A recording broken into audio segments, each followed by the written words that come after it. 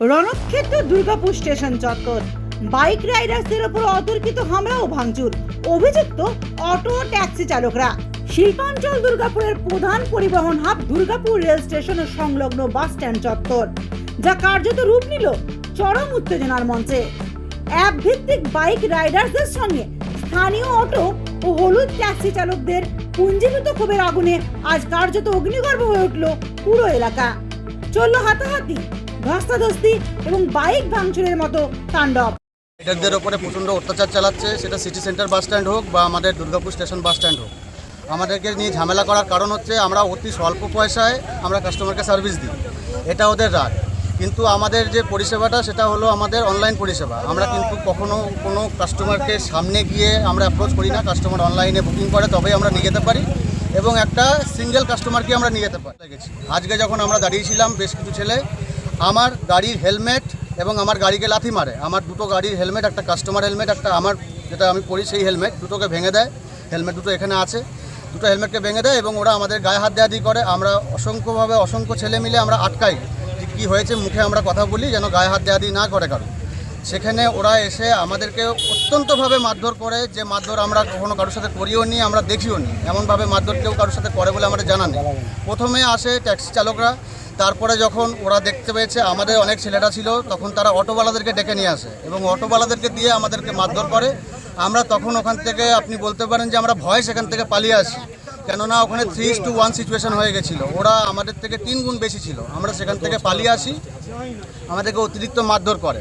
এবার আমাদের কথা হচ্ছে যে আমরা কি চুরি করি, যে আমরা কোথাও দাঁড়াবো না, আমরা প্যাসেঞ্জার তুলবো না। আমাদের এখানে হাজারের উপরে ছেলে আছে যারা এটার মাধ্যমে সংসার চালায়, আর আরও 1000-1,500 ছেলে আছে যারা এটা পার্ট টাইম করে। তো কথাটা সব ছেলেদেরকে নিয়েই, যে এরা কেউ চুরি করে না, এরা কেউ কোনো ঝামেলা করে না, এরা শুধু প্যাসেঞ্জারকে তোলে এবং রাত 2, 3, 4, শীত, গ্রীষ্ম, বর্ষা আমরা সার্ভিস দিই, যেখানে কোনো অটোওয়ালা পাওয়া যায় না। অটোওয়ালা তখন 100 টাকার ভাড়া 500 টাকা বলে, কিন্তু আমরা সেটা করি না। আমরা এটা বারবার সবাইকে মাথায় রাখতে হবে, সেটা প্রশাসন হতে পারে, কাস্টমার হতে পারে, অটো ট্যাক্সি চালক হতে পারে, প্রতিটি মানুষকে মাথায় রাখতে হবে দিনে আমরা 15 বার ট্যাক্স দিয়ে আমরা মারটা খাবো কি জন্য। গভীর রাতে শহর দুর্গাপুরে গণপরিবহন যখন প্রায় স্তব্ধ, তখন দূর দূরান্তের ট্রেন ও বাস যাত্রীদের ভরসা একমাত্র অনলাইন বাইক রাইডার। কম খরচে ও নিরাপদে দ্রুত গন্তব্যে পৌঁছাতে এই নৈশ পরিষেবায় এখন শহরের বাসিন্দাদের প্রধান চালিকা শক্তি। আমরা তারপর বললাম তারা আমরা হেলমেট নিয়ে চলে গেছেন কেন, তারপরে এসে ওরা সবাই এসে আমাদের মারধর করলো, শুরু করলো, মারধর মেরেছে। আমার এখানে লেগেছে, মুখে মেরেছে, আমাদের বন্ধুর জামা প্যান্ট সব ছেড়ে দিয়েছে। ওরা সব এসে মানে ট্যাক্সি আর অটোওয়ালার এসে আমাদের ওখানে আমাদের উপর খুব ঝামেলা করছে। আমাদের কথা কাটাকাটি দিয়ে ঘটনার সূত্রপাত হলেও তা মুহূর্তে হিংসাত্মক রূপ নেয়। ধস্তাধস্তি থেকে শুরু করে দুপক্ষের মধ্যে চরম হাতাহাতি বেঁধে যায়। স্থানীয় ও প্রত্যক্ষদর্শীদের দাবি, ক্ষিপ্ত ট্যাক্সি ও অটো চালকদের একাংশ কয়েকজন রাইডারের বাইকে বেপরোয়া ভাঙচুর চালায়। বেশ কয়েকটি বাইক দুমড়ে মুচড়ে মারাত্মকভাবে ক্ষতিগ্রস্ত হয়। City centre auto stand, Durgapur auto stand, Muchipara auto stand, Bidhannagar সামনে যে পার্কিং অটো স্ট্যান্ড থাকে, প্রত্যেক অটো স্ট্যান্ডে আমাদের সঙ্গে ঝামেলা, মারপিট, কাস্টমারকে কিস্তি খামারের মতো মারে। যখন আমরা আউটসাইড গেলে সেখানে আমরা যাই না বিনা কারণে। আমরা যদি আমাদের লোকেশনের বাইরে হয় সেটা আমরা যাই না। আমরা ওইসব জিনিস আমরা কোনো করি না। ওনারা বলে যে আমরা নাকি বাইরে থেকে ভাড়া নিয়ে যাই, ওদের ট্যাক্সি ভাড়া আমরা নিয়ে যাই। আমরা একটা কাস্টমারকে আমরা 4টে কাস্টমার কী করে নিয়ে যাবো? আর অটো রেটে আমরা নিয়ে যেতে পারবো? আমাদের অ্যাপে যা রেট দেখায় সেই রেটে আমরা নিই। ঘটনার খবর দাবানলের মতো শহরে ছড়িয়ে পড়তেই একজোট হন দুর্গাপুরের শতাধিক অনলাইন বাইক রাইডার। একজোটে নিরাপত্তার দাবিতে এবং হামলার প্রতিবাদে তারা সোজা কোকোভেন থানায় গিয়ে বিক্ষোভ প্রদর্শন করেন।